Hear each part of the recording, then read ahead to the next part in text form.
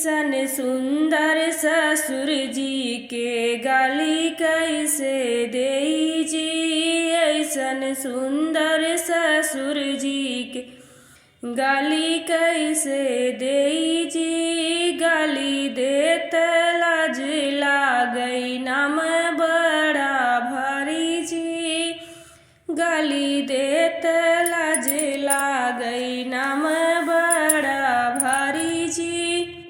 हरवा लाए विद्या लाए नथिया सुंदर लाए हो।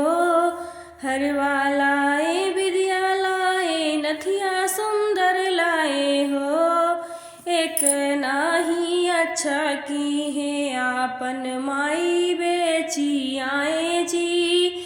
ऐसन सुंदर समधी के गाली कैसे देई हो। ऐसन सुंदर समधी के गाली कैसे देई हो। गाली देत लाज लागई नाम बड़ा भारी जी। गाली देत लाज लागई नाम बड़ा भारी जी।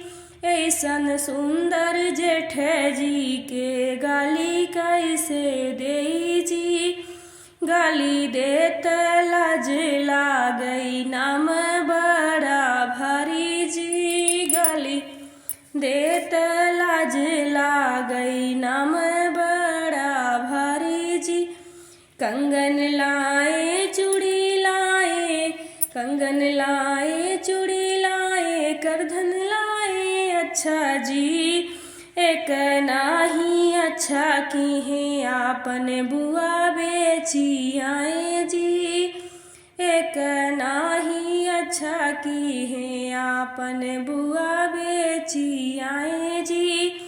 ऐसन सुंदर जेठ जी के गाली कैसे देई जी।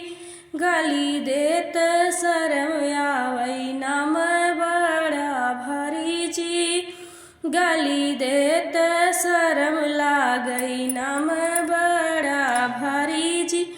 ऐसन सुंदर दुल्हे के गाली कैसे देई जी।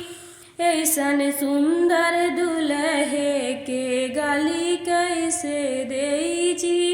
गाली देत शरम लागई नाम बड़ा भारी जी। गाली देत शरम लागई नाम बड़ा भारी जी। सूट लाए लहंगा लाए चुनरी सुंदर लाए जी। सूट लाए लहंगा लाए सिंदूरा सुंदर लाए जी। एक नाही अच्छा की है आपन दीदी बेची आए जी। एक नाही अच्छा की है आपन दीदी बेची आए जी। ऐसन सुंदर दुल्हे के गाली कैसे देई जी। गाली देत शरम लागई नाम बड़ा भारी जी। गाली देत लाज लागई नाम बड़ा भारी जी। अच्छा लगेगा तो कमेंट करिएगा और ज़्यादा से ज़्यादा लोगों के पास शेयर करिएगा। अगर चैनल को सब्सक्राइब नहीं किए होंगे तो चैनल को भी सब्सक्राइब करिएगा। आप सभी को मेरा नमस्कार। जय श्री राम।